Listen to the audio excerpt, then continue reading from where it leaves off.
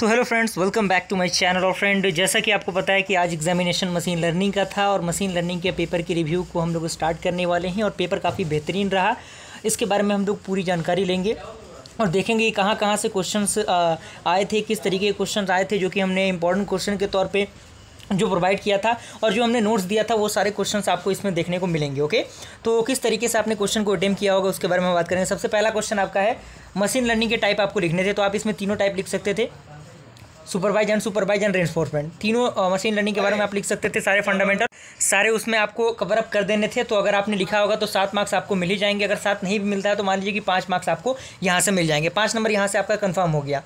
Second आपका question कह रहा है कि describe the common evolution matrix use for the regression model of the machine learning. मान लीजिए कि ये क्वेश्चन आपसे नहीं बना तो हम लोग आगे बढ़ेंगे, अगला क्वेश्चन हम लोग देखेंगे। सेकंड क्वेश्चन फ्रेंड आपका नॉर्मलाइजेशन था, तो जो कि मैंने बताया था कि नॉर्मलाइजेशन काफ़ी इंपॉर्टेंट, काफ़ी पॉपुलर क्वेश्चन है। तो नॉर्मलाइजेशन को अगर आपने किया होगा तो इस क्वेश्चन को आपने लिख के ज़रूर आपने इसको अटेम्प्ट किया होगा और बहुत ही बेहतरीन तरीके का सवाल पूछा गया था आज के इस पेपर में।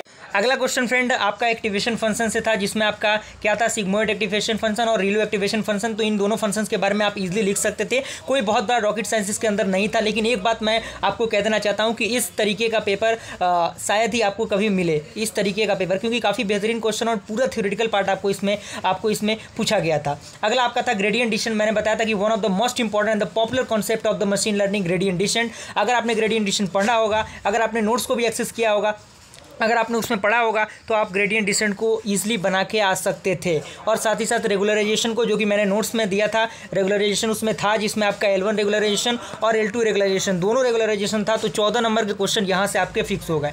पिछले क्वेश्चन नंबर 1 में मान लीजिए आपने एक क्वेश्चन बनाया था तो 5 नंबर वहाँ से मिल रहे थे, मान लीजिए कि यहाँ से 10 नंबर मिले तो कितने हो गए, 15 मार्क्स हो गए। और क्वेश्चन नंबर 2 में मान लीजिए कि आपने ये वाला अटेम्प्ट किया तो इसमें मान लीजिए कि नहीं भी मिले नंबर, तो मान लीजिए कि 15 नंबर यहाँ से हो गए, मान लीजिए 3 नंबर यहाँ मिले तो कितने हो गए, 18 नंबर तो यहीं से हो गए आपके, यानी पासिंग मार्क्स पे आप पहुंचने वाले हैं। नंबर का इवोल्यूशन इसी तरीके से किया जाता है। उसके बाद आपको कॉम्बिनेशन न्यूरल नेटवर्क के बारे में लिखना था, जो कि काफ़ी इंपॉर्टेंट था, और इसके टाइप के बारे में भी लिखना था, और साथ ही साथ और भी कुछ चीज़ें थी। तो आप इसको भी अटेम्प्ट कर सकते थे, लेकिन कोशिश आपको करना यह था कि जो क्वेश्चन आपको 100% आता हो वो लिखना था। अगला क्वेश्चन आपका रिकरेंट न्यूरल नेटवर्क के अकॉर्डिंग था, काफ़ी इंपॉर्टेंट, काफ़ी पॉपुलर क्वेश्चन, तो आप इसको भी अटेम्प्ट कर सकते हैं। तो मान लीजिए कि 18 नंबर वहाँ से था, आपने इसका आंसर लिखा तो मान लीजिए 5 नंबर मिला, कितना हो गया आपके, यहाँ पर आप जोड़िए 23 मार्क्स हो गए। पासिंग मार्क्स आपने प्राप्त कर लिया, कोई दिक्कत परेशानी यहाँ पे नहीं है। अब हम थोड़ा सा और आगे बढ़ जाते हैं, क्योंकि पासिंग मार्क्स से भी बेहतर आपको लाना था, और इसको भी आप लिख सकते थे, जो भी लिमिटेशंस होते थे मशीन लर्निंग के डिसएडवांटेज आप इसमें लिख सकते थे।